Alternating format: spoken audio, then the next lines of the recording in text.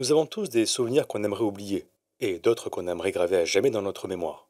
Mais on ne choisit pas. Peut-être que vous êtes du genre à vous rappeler de ce que vous avez fait il y a 8 ans à une date précise, ou du genre à oublier ce que vous avez mangé la veille au soir.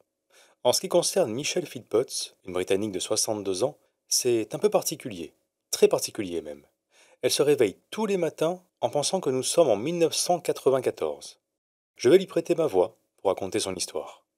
Maintenant installez-vous confortablement, vous écoutez Et Sahar.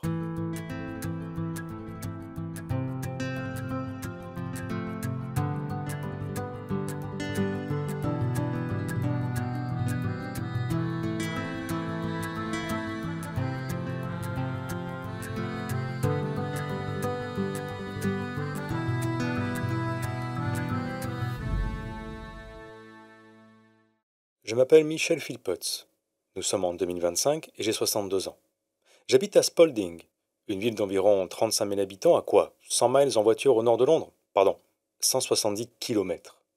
Je n'ai pas grand-chose à dire sur mon enfance. En fait, je n'ai pas grand-chose à dire sur ma vie avant mes deux accidents. J'ai 22 ans quand le premier arrive, en 1985. Je ne m'en souviens plus très bien, à part que j'étais en moto. Par contre, je sais que c'était violent. On me l'a raconté plus tard. J'ai eu une grave commotion cérébrale, et ça m'a laissé des séquelles, mais bon, je m'en suis sorti. J'ai pu retrouver une vie à peu près normale, jusqu'en 1990. Je ne sais pas si j'ai fait quelque chose pour le mériter, mais cette année-là, j'ai eu un accident de voiture, très grave lui aussi. Mon cerveau a encore été touché et c'était la fois de trop. Depuis, j'ai des crises d'épilepsie très violentes. Mais c'est surtout au quotidien qu'un truc ne va pas. Je n'arrive pas à mettre le doigt dessus, c'est mon entourage qui me le fait remarquer. Michel, c'est toi qui as laissé un sachet de thé dans le frigo? Oui. Oui, enfin, je crois. Tu sais, c'est pas la première fois que tu fais ça, hein? Ah bon? J'ai pas fait attention. Plus ça va, plus ça empire. Je suis distraite. En tout cas, c'est ce qu'on me dit. Moi, ok, parfois j'oublie pourquoi je suis venu dans la cuisine, mais bon, vous aussi, non? Après, c'est vrai que ça m'arrive assez souvent quand même.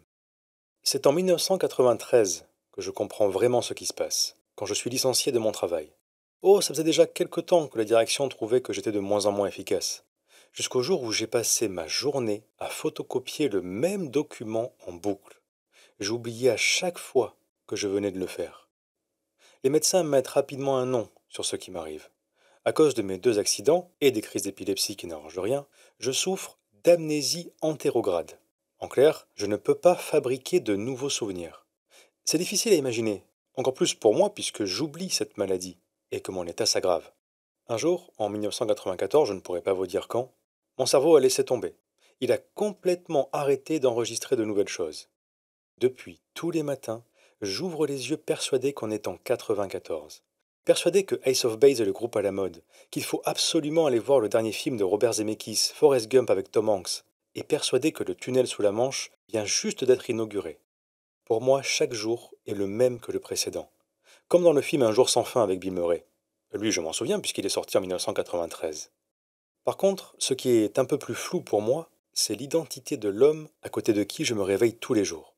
Je ne m'affole pas. Je sais qu'il s'appelle Yann et qu'on est en couple depuis quelque temps. Je me souviens très bien du jour où je l'ai rencontré même.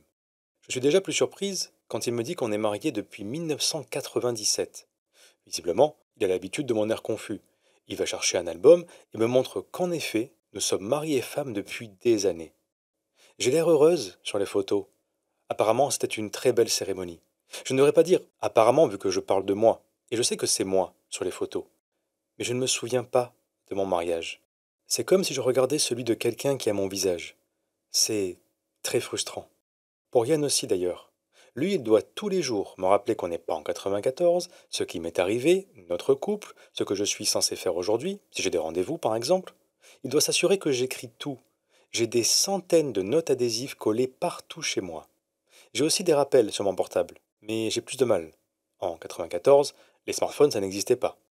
Je me sers parfois du GPS pour me rendre dans une boutique.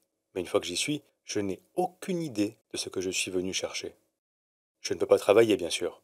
Par contre, je suis bénévole 3 fois par semaine. J'aide des gens en situation de handicap. Je suis capable de conduire, d'avoir une conversation, de vivre presque normalement au fond. Sauf que ma mémoire s'efface chaque nuit et redémarre en 1994. Enfin, je dis ça, mais ce n'est pas vraiment comme ça que ça marche. À force de rééducation, J'arrive à me souvenir de plusieurs choses. Par exemple, un numéro de 6 chiffres à composer.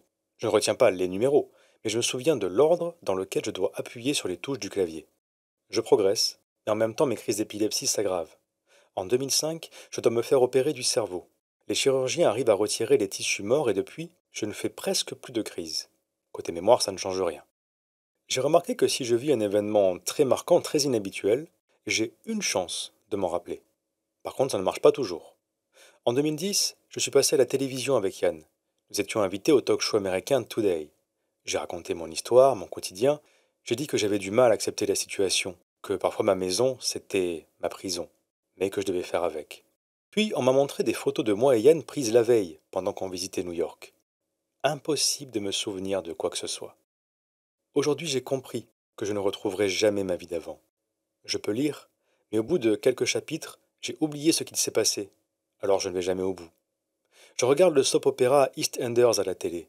Bien sûr, je suis incapable de me rappeler de l'histoire. Par contre, je me rappelle que j'adore cette série.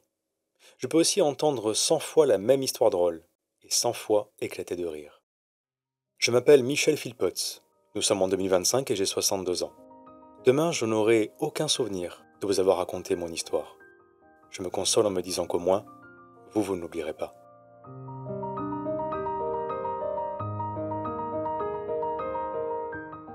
Merci d'avoir écouté cet épisode d'Ele Sahar. Merci aussi de vous abonner si ce n'est pas déjà fait pour ne pas manquer les prochains.